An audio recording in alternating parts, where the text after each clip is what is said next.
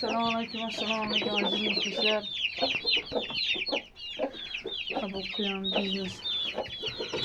Quyon olamida nima gap deganlarda yana velikan chatish quyonimiz. Nasibisi bolalar olganiga mana bugun 11 kunlik bo'lishdi bolachalar. 11 kunlik bo'lishdi. Bu qora ko'zi ochilib bo'ldi hammasini o'zi. Bularda sveti boshqacha chiqqan. Hammasini ko'zi ochilib bo'lgan. Qochib.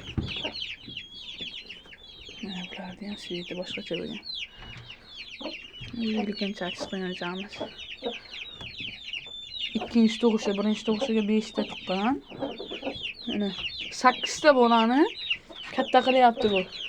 O'zi menigina qo'ygan ko'zlar. Lekin 8 ta bolani 11 kunlik o'zi mana shuni ko'ryapsizlar, ko'zlarni ham. Shunga bolani katta qilyapti. Keyingi quyonchalarimiz. Bu chista velikanimiz. Hozirgi kunda tuqqan holati 5 kilo 900 bola boqayotgan holati. Bular 7 ta edi. Ikkitasini sotdi, ikkitasini olib ketishdi. Mana endi hozir 5 ta qoldi.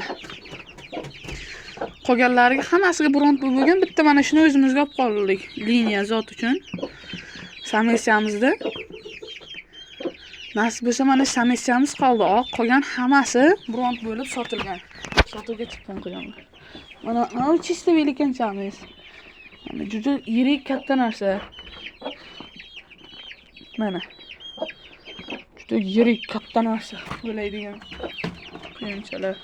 Bolalari ham nasib bo'lsa o'ziga o'xshagan bo'lsa juda ham a'lo bo'lardi. Bu yerda keyin xiko quyonimiz bor. Toza xiko italyanskiy zot quyonchamiz bor. Buni yaqinda olib keldik. Mana 2 oylik zot uchun o'zimizga olib keldik. Shu oq velikanimizga nasib bo'lsa qo'shamiz deb katta bola olamiz.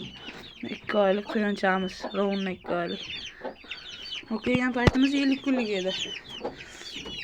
Yirik narsa bu ham. 2 oylikka.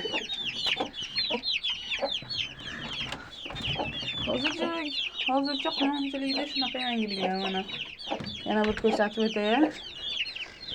Hammalari cho'p yurishdi. Mana buni svetini qaranglar, qanday chiroyli svet chiqqan. Ko'zchasini qarang, ochilgan. Juda bir chiroyli quyonlar. Nabishni quyonlarda. Uning ko'zi ochilgan. Qonlarni to'la turibdi qonlar. Kichikroq qorlar ham to'la turibdi. Nasib bo'lsa bularni quyonchilikda O'zbekistonga yana ham rivojlantirib, go'sht yo'nalishida, zot yo'nalishida quyonlarimiz olib kelib qo'yganmiz. Bularga ham hali qisqacha savol ko'rsataman. Hammalaring sog' bo'linglar, salomat bo'linglar. Sizlar bilan bu quyon biznes kanali admini Abduqodir bo'ldi. Hammaga sog'lik, salomatlik.